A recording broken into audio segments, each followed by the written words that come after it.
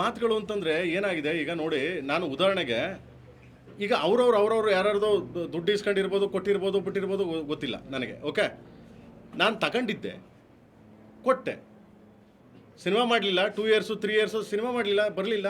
ಆದ್ರೂ ಸರಾಗೋವಿಂದವ್ರು ಒಂದು ಮಾತು ಹೇಳಿದ್ರು, ಪ್ರೇಮವ್ರು ಏನೋ ಕಷ್ಟ ಇಲ್ಲದೇ ಕೊಟ್ಬಿಡಿ ಪ್ರೇಮವ್ರೆ. ಕೊಟ್ಟೆ ನಾನು ಅವ್ರಿಗೆ.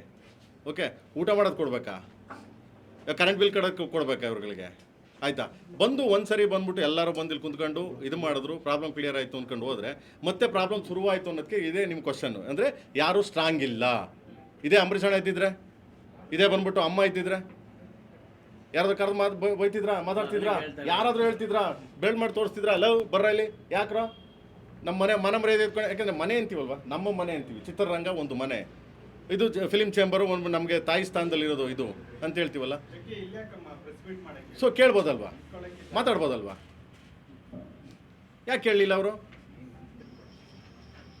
ಆಮೇಲೆ ನಾನು ಹೇಳೋದು, ಒಂದು ಸಾರಿ ಯಾರಾದರೂ ಈ ಥರ ನ್ಯೂಸೆನ್ಸ್ ಮಾಡಿದಾಗ, ಯಾರಾದರೂ ಪ್ರಾಬ್ಲಮ್ ಮಾಡಿದಾಗ ದಯವಿಟ್ಟು ಬರಬೇಕು, ಬಂದು ಕೇಳಬೇಕೆ, ಕರೀರಿ, ಅವ್ರು ಯಾರು ಕರೀರಿ ಅಂದ್ಬಿಟ್ಟು ಕುಂದಿಸ್ಕೊಂಡು ಮಾತಾಡಿ. ಯಾಕಂದರೆ ಚಿತ್ರರಂಗ ಬಗ್ಗೆ ಕೆಟ್ಟದಾಗ ಮಾತಾಡ್ತೀಯ ಕಣ್ರಿ, ಕರೀರಿ ಅಂತ ಕುಂದಿಸ್ಕೊಂಡು ಮಾತಾಡೋ ಧೈರ್ಯ ಯಾರಿಗಿದೆ? ಯಾರಿಗೆ ಬೇಕು ಸರ್ ಆ ಥರ?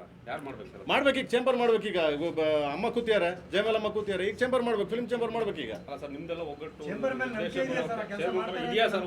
ಅಲ್ಲಲ್ಲ, ನಿರ್ಮಾಪಕರ ಸಂಘ ಈಗ ಆಗ್ಲಿಲ್ಲ ಅಂತ ಏನು ಮಾಡೋಕ್ಕಾಗ? ನಾನು ಬಂದು ಲೆಟರ್ ಕೊಟ್ಟಿದ್ದೀನಿ, ನಿರ್ಮಾಪಕ ಸಂಘದವ್ರಿಗೂ ಲೆಟರ್ ಕೊಡ್ತಾ ಇದ್ದೀವಿ. ಕೊಟ್ಟಿದ್ದೀನಪ್ಪ ಮಗ? ಹಾಂ, ನಿರ್ಮಾಪಕ ಸಂಘದಲ್ಲಿ ಲೆಟರ್ ಮಾಡಿದ್ದೀವಿ, ಅವ್ರಿಗೂ ಹೋಗ್ತಾ ಇದೆ. ಆಯಿತಾ, ನಿರ್ಮಾಪಕರ ಸಂಘದಿಂದ ಯಾರೋ ಏನೋ ಒಂದು ಮಾತಾಡಿದ್ರು ಅನ್ನೋ ಕಾರಣಕ್ಕೋಸ್ಕರ ಸಡನ್ನಾಗಿ ಎಲ್ಲ ಎದ್ಬಿಟ್ಟು ಕೇಸ್ ಹಾಕಿದ್ರಲ್ವಾ. ಈಗ ಒಬ್ಬ ನಿರ್ದೇಶಕನ ಬಗ್ಗೆ ಮಾತಾಡಿದ್ದಾರೆ, ಒಬ್ಬ ಅಲ್ಲ, ಅರ್ಜುನ್, ನಾನು, ಆಮೇಲೆ ಅಪ್ಪು ಅವ್ರ ಬಗ್ಗೆ, ಕಲಾವಿದರ ಬಗ್ಗೆ, ಎಲ್ಲರ ಬಗ್ಗೆ ಮಾತಾಡಿ. ಯಾರು ಬರ್ತಾರೆ? ಯಾರು ಬಂದ್ರಿ ಸರ್? ಯಾರಾದರೂ ಬಂದ್ರಾ ಸರ್?